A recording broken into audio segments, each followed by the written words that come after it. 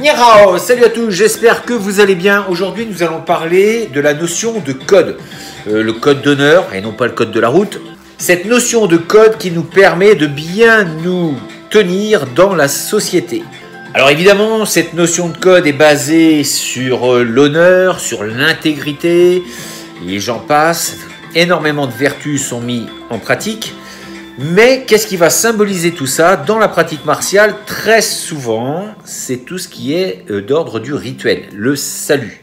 Et dans le salut, on peut le classifier en plusieurs saluts. En fait, il y a des sous-saluts. Dans un grand salut, lors de la pratique, normalement, dans les formes traditionnelles, on avait donc une forme de salut à la pratique, une autre qui était généralement consacrée à l'arme, ensuite aux pratiquants, en tout cas à ceux qui sont disparus, les anciens maîtres, les anciens, les ancêtres, un salut aux professeurs et bien évidemment un salut aux élèves. Et parfois même, quand il y avait des étrangers, des gens qui étaient présents pour assister au cours, il y avait aussi une forme de salut pour eux. Donc toutes ces petites choses mis bout à bout va permettre à tout individu de mieux se comporter dans la vie. À partir du moment où vous avez en fait un rituel installé, ça va vous permettre d'avoir justement un code que vous allez pouvoir bâtir sur des vertus, comme je le disais tout à l'heure, donc l'intégrité, l'honneur, le respect. Eh bien tout ça va créer une sorte de code, ce qu'on appelait avec les Japonais le Bushido, la voie du guerrier et le code d'honneur des samouraïs, que l'on pourrait donc traduire par le code moral des samouraïs. Et donc cette façon un petit peu de s'entraîner, cette façon de vivre l'art martial, c'est vrai que c'est de moins en moins présent. En tout cas, toutes les formes traditionnelles se perdent de plus en plus avec le temps. On voit de moins en moins, par exemple, des saluts à l'arme. C'est une des grandes différences entre les arts traditionnels et les formes de sport de combat, on va dire. Il y a moins de rituels dedans. Il y a du respect, bien évidemment, mais en tout cas, il n'y a plus ces formes de salut. On n'a pas ça dans les formes de sport de combat. Donc ce code qui est mis en place, en fait, on en fait presque une philosophie.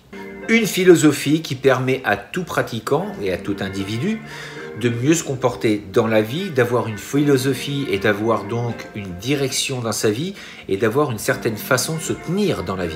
On s'autodiscipline en fait en se donnant des choses à ne pas faire. On sait que ceci ou cela ne se fait pas et donc on n'a pas besoin d'avoir quelqu'un derrière qui nous dise non, ne fais pas ça. On n'a plus besoin de morale puisqu'on se la crée soi-même en fait. Donc comme je le disais dans l'autre vidéo, on est donc, nous, êtres humains, des êtres de partage, des êtres qui avons besoin du contact des autres pour s'enrichir et pour partager, pour développer d'autres connaissances, d'expérimenter. Eh bien, si nous ne savons pas nous comporter, eh bien, effectivement, il va y avoir des problèmes. Quand les êtres humains sont en groupe, sont rapprochés, vivent dans la promiscuité, il y a forcément des tensions. Et si on ne sait pas se tenir, si on ne sait pas avoir un minimum de respect et donc un code que l'on met en pratique, c'est le plus sûr moyen d'aller vers des problèmes. Il y a des gens qui n'accepteront pas que vous manquiez de respect et ne vont pas vous le dire par des mots, mais en fait, ils vont vous le dire avec leurs poings et leurs pieds. Pour faire simple, ça va dégénérer. Et bien évidemment, plus vous allez vivre dans des grands mégapoles, dans des villes qui sont surpeuplées, il vaut mieux effectivement avoir des codes. Regardez, par exemple, je parlais tout à l'heure du code de la route. S'il n'y avait pas de code de la route, imaginez un peu le Bronx et le bordel que ce serait sur la route. Si on ne se conformait pas à ce foutu code, ce serait l'anarchie. Chacun voudrait passer à son tour, il y aurait énormément d'accidents. Mais parce qu'il y a un code de la route et que l'on a tous le même en commun, eh bien, on va pouvoir respecter ce fameux code, ce qui va éviter pas mal de problèmes.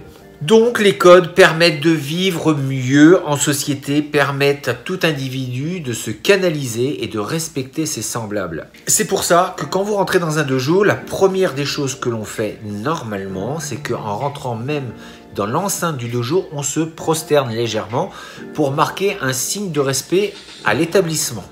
Ensuite, quand vous montez sur le tatami, il y a aussi ce salut que l'on va faire face aux photos, à l'autel. Généralement, on appelle ça le kamisa, le petit autel où il y a la représentation des 5 éléments également.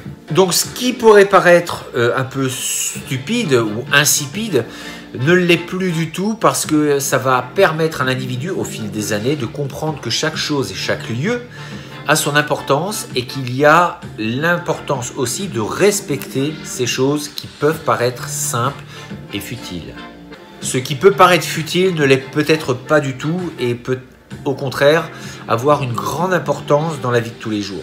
Le fait de dire bonjour, le fait de sourire, le fait de dire pardon, le fait de dire merci, ce sont des petites choses qui paraissent futiles, mais mis dans leur contexte et mis à bon escient, au bon moment, eh bien ça prend toute son importance et ça fait la différence.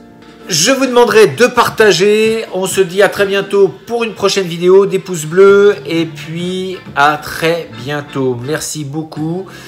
D'ici là, restez forts, restez beaux et surtout restez bienveillants. 再见